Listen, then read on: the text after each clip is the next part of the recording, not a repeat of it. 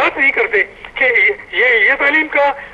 لیکن آپ نے بڑی اچھی بات کی کہ تعلیم کے ذریعے دفاع کسی قوم کا ہو سکتا ہے, لیکن ہم دفاع پر تو 75% خرچ کرتے ہیں اور ایجوکیشن پر 0.2% بھی خرچ نہیں کرتے. تو یہ بڑی زیادتی کی بات ہے احسن, اور میں سمجھتا ہوں کہ اس طرف بالخصوص بہت توجہ دینے کی ضرورت ہے. بہت شکریہ ڈاکٹر صاحب آپ. اچھا نیل صاحب, میں آپ کی طرف آتا ہوں. آپ نے ڈاکٹر اجمل نیازی صاحب کی باتیں بھی سنی, اس سے پہلے رسول صاحب کی باتیں بھی سنی. ایک بات بڑی اہم جو مجھے یہاں پہ نظر آئی کہ ڈاکٹر صاحب نے بھی کہا کہ بہت سارے سسٹم یہاں پر لاگو کیے جا رہے ہیں, قوم بالکل جو ہے منتشر ہو گئی ہے, انتشار میں مبتلا ہے, تعلیمی نظام بھی اس میں اضافے کا باعث بن رہا ہے. اس میں ٹیچر کا ایک رول سب سے پہلے. پرائیویٹ اسکولوں کے اندر بہت زیادہ فیسیں لی جاتی ہیں, جو جس آپ کے انسٹیٹیوشنز ہیں وہاں پر وہ بات آ جاتی ہے کہ جس ٹیچر نے تعلیم دینی ہے اس کو تو ایک تو پہلی بات ہے بڑا لو پیڈ ہوتا ہے, دوسرا اس کا وہ معیار ہی نہیں ہوتا جو ہونا چاہیے, لیکن لوگوں سے اور والدین سے وہ فیسیں لے لی جاتی ہیں. پرائیویٹ اسکول بھی آپ کیا سمجھتی ہیں کہ اس طرح, اگرچہ کہ اس بات ہم سمجھتے ہیں پبلک سیکٹر سے ان کا بہتر معیار رہا اس وقت, لیکن اب اگر اوور آل دیکھیں تو تعلیم کا معیار شاید ابھی بھی نہیں بڑھ رہا. تو کس طرح دیکھتی ہیں جو رول ہے پرائیویٹ سیکٹر کا, کوئی چیک اینڈ بیلنس نہیں ہے؟ دیکھیے جی, پہلی بات یہ ہے کہ ہمارے جو پنجاب میں ہے اس وقت 65,000 اسکول چل رہے ہیں سرکاری, جبکہ پرائیویٹ اسکول 1 لاکھ تقریباً 1 لاکھ ہے.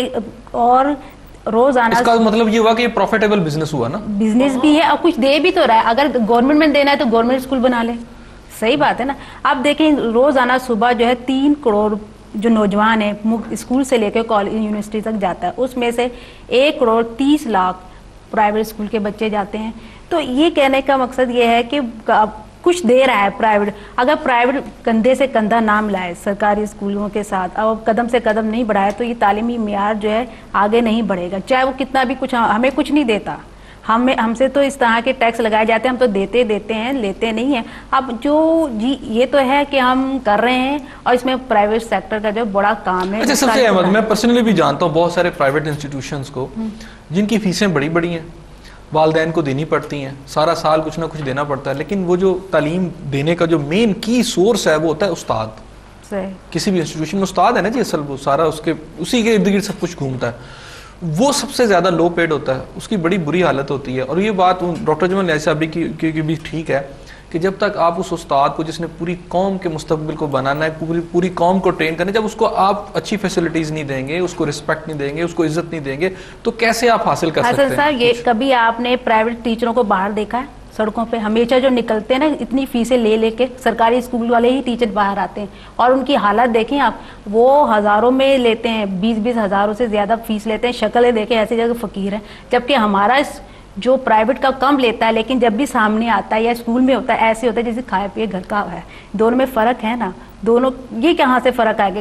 اب بات یہ ہوتی ہے کہ گورنمنٹ کا جو ہوتا ہے اس نے مجبوری میں کرنا ہوتا ہے, وہ ہر وقت روتے ہی رہتے ہیں, حالانکہ چھٹیاں ان کو بھی ملتی ہیں, پڑھانا وہ پڑھاتے بھی نہیں ہیں. ہمارا ٹیچر آئے گا اس کی ٹھیک ہے ہم اس کو فیس کم دیتے ہیں جو بھی دیتے ہیں, لیکن پڑھائی پہ ہم اس کی جان نکال لیتے ہیں. اس کے ساتھ ہمارا معاہدہ ہوتا ہے, وہ اور وہ بن کے بھی ایسا آتا ہے, وہ کبھی فقیر تو لگتا ہی نہیں نا. یہی تو ہم لے کے چل رہے ہیں. تو یہ کہنا نہیں, ہمارا جو ٹیچر ہے خوش ہے, وہ کبھی سڑک پہ نہیں آئے گا. آپ سمجھتے ہیں گورنمنٹ کو جو فیسلٹیز دینی چاہیے تھی ایجوکیشن سیکٹر کو وہ مل رہی ہیں؟ نہیں بالکل, چاہے وہ پرائیویٹ سیکٹر کی بات کریں یا پبلک سیکٹر کی بات کریں, نہیں بالکل بھی فیسلٹی جو ہے وہ نہیں مل رہی ہے. خاص کر تو پرائیویٹ والوں کو تو بالکل ہی نہیں مل رہی ہے. پرائیویٹ والے تو اپنے پلے سے گورنمنٹ کو ٹیکس دیتے ہیں. اب میں آپ کو یہ بتا دوں کہ اگر ہمارے ایک کماتے اتنا ہے تو تھوڑا بہت ٹیکس بھی دے دیتے ہیں. تھوڑا بہت ہم دیتے ہیں, ہم بہت دیتے ہیں. اگر ہم سارا صحیح سے دینے لگ جائیں نا تو ہم فقیر ہم سے زیادہ امیر ہوگا. ہم تو ویسے یعنی آپ صحیح ٹیکس نہیں دیتے ہیں مگر لیٹ کر دیتے ہیں نا. یہ تو بات جو ہے نا, ٹھیک ہے نا. دیکھیں جی, اگر فرض کرے ایک آدمی ہے بزنس کر رہا ہے, اگر اس کی 2 کنال زمین ہے, اگر اس میں سے 10 مرلے وہ اسکول بنا لیتا ہے.